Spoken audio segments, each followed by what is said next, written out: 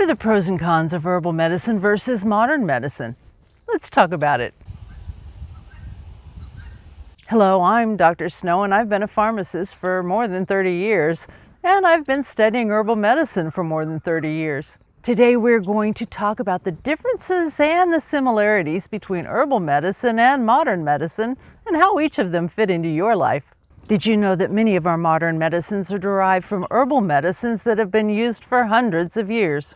Medications like aspirin, quinine, opiates, penicillin, digoxin, theophylline, atropine, levodopa, pseudoephedrine, physostigmine, and many more all started out as a component of a plant. One active ingredient was isolated and then slightly modified in a laboratory so it could be patented as a new drug. Then the drug company could charge an arm and a leg for you to purchase the medication for your particular condition. Unfortunately, when one chemical is pulled out of an herb to produce a single entity medication, we'll often see side effects and drug interactions that might not be expressed when the whole herb is used.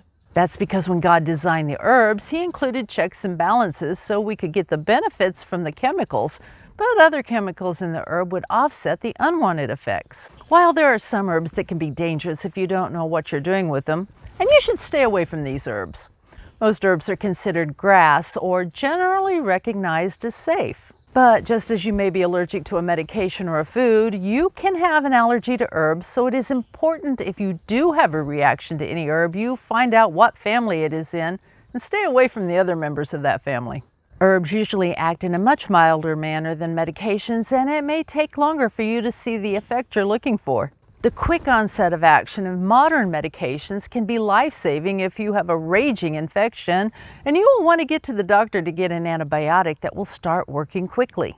Herbal remedies are great for preventing infections, so you will want to start them as soon as you get an injury or at the very onset of the symptoms of a respiratory infection or urinary tract infection. If you start using an herbal antibiotic early, you may be able to avoid infection completely. If you do get an infection that has progressed past the mild phase, get to the doctor.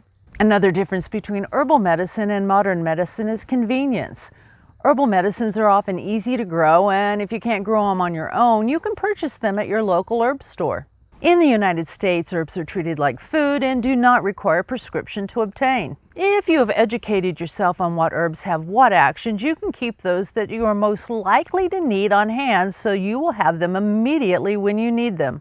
In contrast, oral antibiotics require a prescription and usually a doctor's appointment. If you're like most people, you wait until you are really sick before you call to make that appointment. Then you sit in the waiting room, usually past the scheduled time, and then sit in the exam room waiting for the doctor. Once you finally get the prescription, you have to drive across town to the pharmacy to turn in your prescription. The pharmacy is very busy, so you have to wait an hour before your prescription is ready, and your copay, if you have insurance, is $50 on top of the $25 doctor's office visit.